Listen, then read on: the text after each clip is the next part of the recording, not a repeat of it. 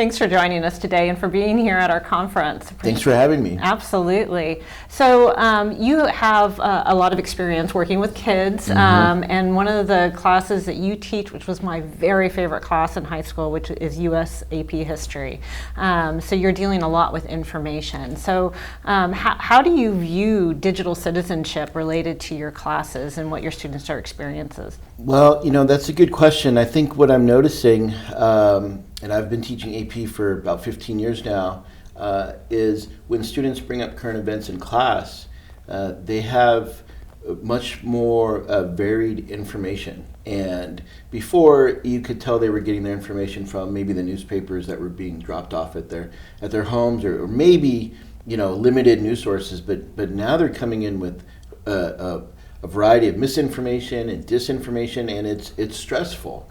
And one of the things, especially in an AP class or a history class, we don't want is for them to get so frustrated by the inability to know the truth or understand a situation from diverse perspectives, but honest, accurate perspectives, that we don't want them to start tuning out and saying that it's not worth it. I'll deal with current events maybe as an adult, when so many of the current events are affecting them or their families. We're all members of a global community, and I don't think everyone appreciates how in U.S. history we are trying to impart the idea that we're members of a global community, and so things happening over there affect us too. And you're really teaching critical thinking, right? And how they use critical thinking to address information and whether it's credible or not, right? Yeah, and for most high school kids, especially like in that, you're getting to be 16 years old, 17 years old, they are a little more critical than I think people give them credit for. What they're not doing is looking at multiple sources. And that's become more and more evident lately, that they need to look at multiple sources. They need to ask themselves, does this really seem, am I getting a weird feeling about this? And if so, what can we do? And I thought as a department chair that potentially other subject areas were teaching these things, because it is so critical. As a parent of two middle schoolers, I see it at home, and we have these conversations. But I don't know that any one particular subject matter is saying, okay, digital citizenship and media literacy are our babies. We're gonna have a real intentional and deliberate way of teaching the students this stuff. So as a department chair, we're looking at different ways that we can constantly, consistently, intentionally, deliberately ask the students to cite their sources, for example. That's the huge one. So that we can have conversations about, why did you choose this place? Was it just the first thing that showed up when you typed in a search, or did you really look to make sure you were getting something that wasn't an image that wasn't altered, or a perspective that wasn't extremely biased? So more and more we're having conversations about bias, about authenticity of a source, about things like lateral reading, right? Double check, confirm it, corroborate it. And just this week I overheard a student say, I've never heard the word corroborate until this class. And I had mixed feelings about that, because it's an 11th grader, but you know what, fair enough. At least they're hearing it now, and they're going into the real world with that concept. What would your advice be to other teachers, around this? Because maybe they don't know where to start. Well, I think my first piece of advice would be, take it seriously. And as a parent of middle schoolers, like I said earlier, it's serious.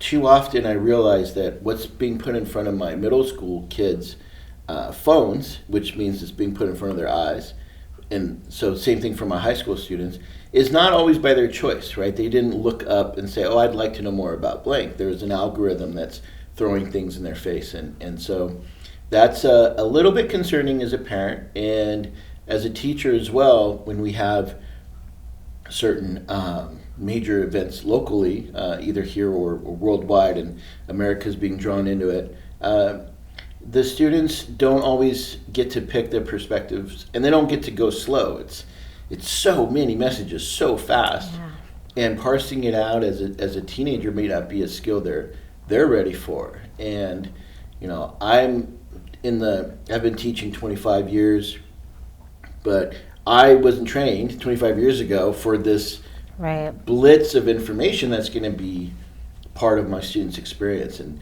some of the younger teachers come in a little bit more prepared because they grew up with that, and it's more natural for them. But some of the veteran teachers are struggling with where to start. And so I like places like Common Sense, right? And for us locally, KQED, which is like a PBS, NPR kind of thing. But understanding that you have to start. Yeah. That there's not an organized effort at your school, or ask your school who's doing media literacy. Right. And if you don't get a response that you're confident with or comfortable with, then it starts with you, right? Yeah. At least start the conversation.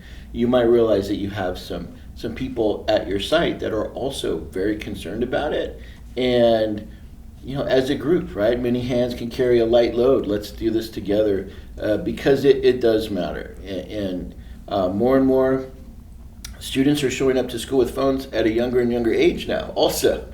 And so, parents start with the best of intentions. We did with my middle school daughter. Okay, this is just for emergencies. And now she's regularly on YouTube, and we're asking, what are you on? And let me see the history on your phone and things like that. But you've developed that rapport for conversation. Yes, because we know that we need to. We're not trusting algorithms. And that's just a conversation that I didn't have with my parents. I don't think my parents ever said algorithm to me. Right? So these are uncharted areas, and so it's difficult, but don't let that prevent you from moving. Yeah. Well, thank you. And, I know you're here today at our conference, which is, a great thing and another place where people can start, look for conferences through organizations like ours. We have our wonderful ITO program that offers a bunch of professional development. Yeah, great people. Yes. They're doing really, really good things. Very much so. So thank you for being here and for sharing with our audience. Thank you for having me.